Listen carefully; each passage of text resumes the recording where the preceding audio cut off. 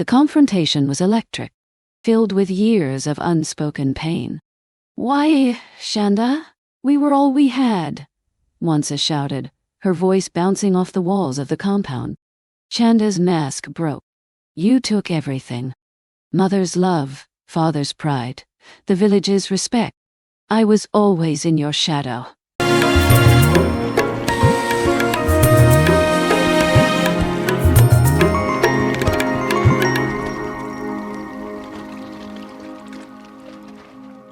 In the center of Zambia's Copperbelt province, where the red dirt roads twisted like veins through mining towns and green Mayombo forests, two sisters lived in the lively city of Kitwa.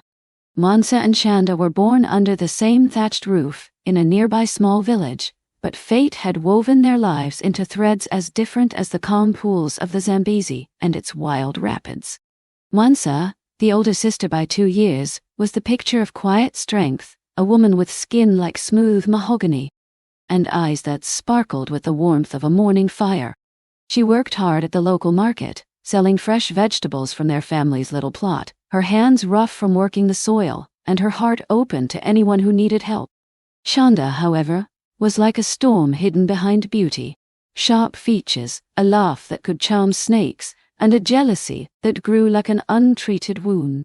Their parents had died years ago, in a tragic bus accident on the way to Lusaka, leaving the sisters to take care of themselves. Mwansa had stepped up as the guardian, gathering kwacha from odd jobs to send Chanda to school in Kitwe. "We'll rise together, like the sun over Victoria Falls," Mwansa would say, her voice steady as she braided Chanda's hair under the flickering light of a paraffin lamp. But Chanda only saw shadows in Mwansa's light. Why did everyone love Mwansa? The villagers whispered praises about her kindness, her beauty, and her strong spirit. Chanda longed for that attention, and as the years went by, her envy turned into something darker, a wickedness that would tear their bond apart like a chitined cloth caught in thorns. It started slowly, in the humid days leading up to the Kwamboka ceremony, when the Lozi people filled the markets with tourists. Mwansa had saved for months to buy a small stall at the festival, dreaming of growing their vegetable business into spices and handmade baskets. She shared her dreams with Chanda one evening, as they cooked nshima over an open fire, the smell of relishes filling their small home. "This might be our opportunity, sister. We could have enough to repair the roof, and maybe even send you to university in Lusaka." Chanda beamed, her eyes sparkling like copper in the firelight. "Oh, Mwansa, you always think of me." But that night, while Mwansa was asleep, Chanda quietly slipped out into the moonlit streets. She met a shady trader named Bwalia, a man known for his black market deals. With a few hushed words and some kwacha taken from Mwansa's secret savings jar, Chanda arranged to have the stall permit redirected. The next morning, Mwansa rushed to the market office, her heart racing with excitement, only to find out her application had been misplaced. "But I turned it in weeks ago," she exclaimed, her voice trembling. The clerk just shrugged. "Maybe you can try again next year." Mwansa walked home slowly, tears in her eyes, but she forced a smile to hide her sadness. Chanda pretended to care, hugging her tightly. "It's so unfair, sister. The world can be so harsh." Deep down, Chanda was pleased with Mwansa's misfortune, as her own stall was now secured under a fake name. As the festival came alive, drums beating, dancers in colorful chitanges twirling, Mwansa stood on the sidelines, her dreams on hold, while Chanda's pockets filled with coins from unsuspecting customers. But this was just the start. Chanda's bitterness grew like the invasive lantana weeds taking over the fields. Mwansa, always strong, found work as a seamstress in Kitwe's Central Market, her quick fingers creating beautiful dresses from imported fabrics. She caught the attention of a kind miner named Tendai, a gentle man with a steady job at the Mapani copper mines.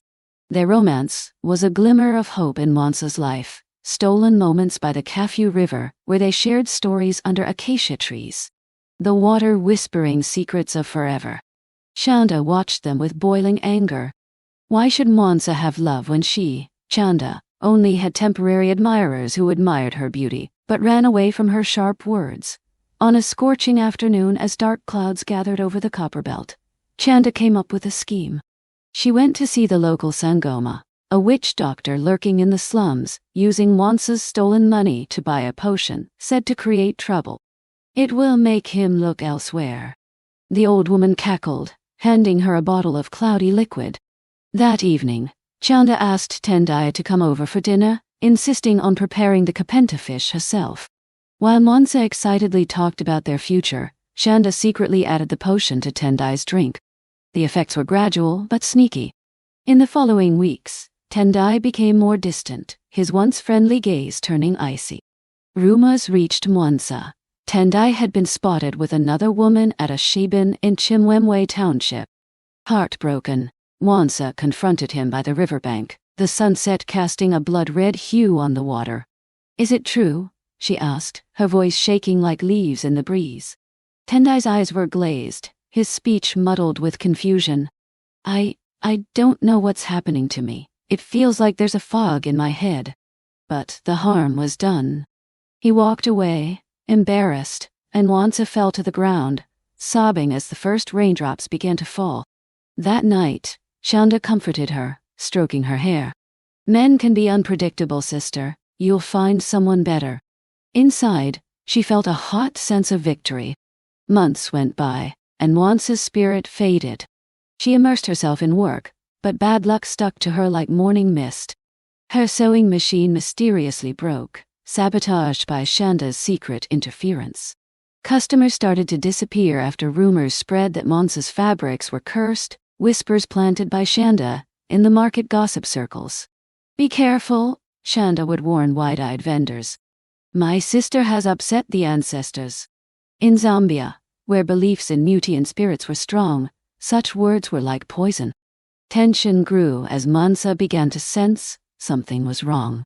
One night, during a blackout that plunged Kitwe into darkness, she overheard Chanda chanting spells in their shared room. Creeping closer, with her heart racing, Mwansa peeked through the crack in the door. Chanda was sitting in front of a makeshift altar, candles flickering, holding a lock of Mwansa's hair, twisted with herbs. "Let her suffer," Chanda hissed. "Let her know my pain." Mwansa recoiled, gripped by terror. Was this really happening? In a place where stories of witchcraft filled the elders' tales around the fires, she couldn't just ignore it. But doubt battled with love. Chanda was her only family. The next day, she confronted her, her voice steady, despite her fear. "Sister, what have you done?" Chanda's face twisted into a mask of innocence. "What do you mean? You're imagining things."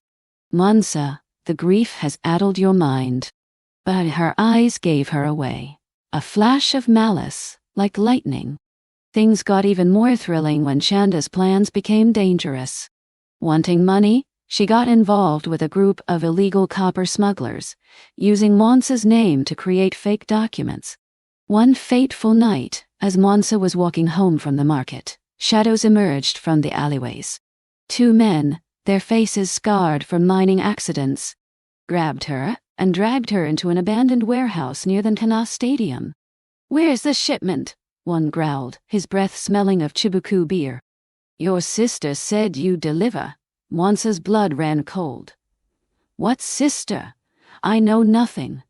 They tied her up, the ropes digging into her wrists, and left her in the suffocating darkness, promising to come back.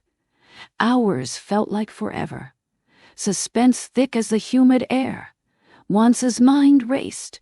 Chanda had set her up. Why? The betrayal hurt more than any knife. As rats scurried across the floor, she whispered prayers to her ancestors, tears streaming down her face. "Help me see the truth." Dawn arrived with a miracle. A watchman, hearing her muffled cries, freed her and called the police. Mwansa stumbled home, bruised and shaken, to find Chanda packing bags in a panic. "You're alive?" Chanda gasped, pretending to be shocked, but her hands were shaking. The confrontation was electric, filled with years of unspoken pain. "Why, Chanda? We were all we had," Mwansa shouted, her voice bouncing off the walls of the compound. Chanda's mask broke. You took everything. Mother's love, father's pride, the village's respect. I was always in your shadow. She spat as she yelled, exposing all the ways Mwansa had hurt her. The stall, the potion, the gossip, the smugglers. I wanted you to know how empty I felt. Thunder crashed outside, matching the storm in Mwansa's heart. But at that moment, she felt a mix of pity and fear. Chanda rushed forward, grabbing a kitchen knife in a panic, the blade shining. If I can't be happy, then you can't be either. Mwansa dodged just in time, the knife getting stuck in the wooden table. They struggled, the tension rising as rain pounded on the tin roof. Mwansa's strength, built from tough times, won out. She took the knife from Chanda, holding her down. I won't hurt you, sister. But this has to stop now. The police showed up, called by the watchman. Chanda was taken away, her screams cutting through the rain as she was led off. During the trial in Lusaka's high court, evidence came out like the Zambezi River in flood, witnesses, the Sangoma's confession, fake documents. Chanda was given a long prison sentence, her evil deeds revealed. Mwansa, marked but not defeated, started to rebuild her life. She reopened her stall, healed her heart over time, and even made peace with Tendai, who asked for forgiveness after the potion's effects faded. In the quiet evenings by the Kafu River, she thought about the pain, the excitement of surviving, and the deep hurt of betrayal. Blood can either connect or blind you, she would tell her children one day, under the wide Zambian sky. But through her strength, she discovered a new light, one that no shadow could ever cover. Thank you for watching. Kindly share your thoughts in the comments section. Don't forget to subscribe, like, and share. Also, click the notification button to get notified each time I post a new video. See you on my next video.